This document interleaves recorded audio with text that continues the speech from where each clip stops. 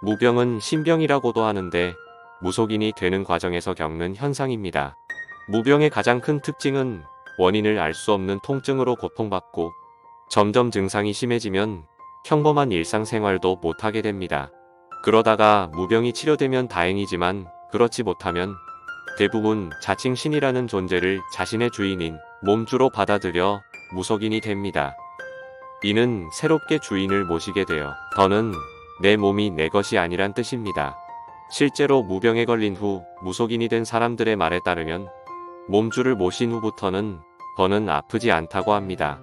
무병의 당사자가 무속인이 되지 않으려면 누름굿을 하거나 종교적 퇴마의식으로 극복하는 방법도 있으나 이는 쉽지 않습니다. 무병 현상은 상식적으로 이해하기도 어렵고 과학적으로도 설명이 안 되는 현상이어서 해결책을 찾기도 어렵습니다. 참고로 여기에서 말하는 자칭신들은 모두 잡기에 해당합니다. 이는 현역 무속인들도 인정하는 내용입니다. 이런 무병에 걸리는 가장 큰 이유는 당사자가 영적 민감도가 높아서입니다. 영적 민감도는 영혼과 사람이 교류할 때 반응할 수 있는 정도를 말합니다. 영적 민감도가 높은 사람에게는 자칭신이 연결과 통제를 쉽게 할 수 있어서 우울증, 불안증, 괴로움, 원인 모르는 통증 등을 마음대로 유발할 수 있습니다. 그래서 무병이 있는 사람은 우울증이나 불안증이 있을 가능성이 매우 높습니다. 영적 민감도가 낮은 사람은 자칭신이 연결하고자 해도 못하기 때문에 고통을 줄 수도 없고 통제는 더더욱 할 수도 없습니다. 그래서 자칭신들은 영적 민감도가 높은 사람만 공격합니다. 그리고 또 하나의 이유는 무병 환자가 육체를 갖고 있기 때문입니다.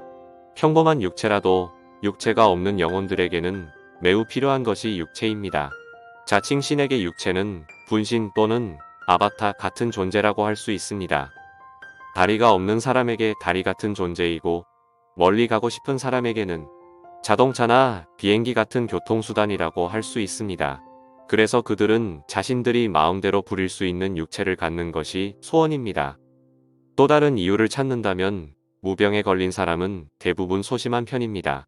소심하고 여린 편이라는 것은 내면에 잠재된 성격이 그렇다는 것입니다. 내면이 소심하다고 해서 외부로 나타나는 성격도 소심하다는 것은 아닙니다. 외부로 드러나는 성격은 괴팍스러울 수도 있고 고집이 셀 수도 있습니다.